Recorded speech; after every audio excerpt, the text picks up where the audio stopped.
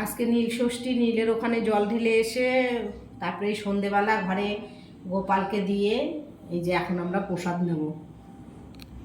হয়ে গেছে, এখন এই যে প্রসাদ সব নিয়ে এসেছি। এখন এই যে সাবু মাখবো, এই যে কিশমিশ দিয়েছি, কলা দিয়েছি, নারকেল কোড়া দিয়েছি, দুধ দেবো, এইসব দিয়ে সব মাখবো কালাকাত দিয়ে। আর এখানে হচ্ছে দুধ রয়েছে, আর এখানে এই যে ফল টল রয়েছে, মিষ্টি রয়েছে, এখানেও সেম, এখানেও মিষ্টি ফল টল রয়েছে। আর এখানে মা এখন ভালো করে সাবু মাখবে। এরা খুব সাবু মাখা ভালো খায়, তবে হ্যাঁ ভালো করে মাখতে হবে। এদের আবার দুধ কালাকাত বেশি করে কলা দিয়ে মাখলে আমাদের বাড়ি এমনি সবাই ভালো খায় এই সাবু মাখা।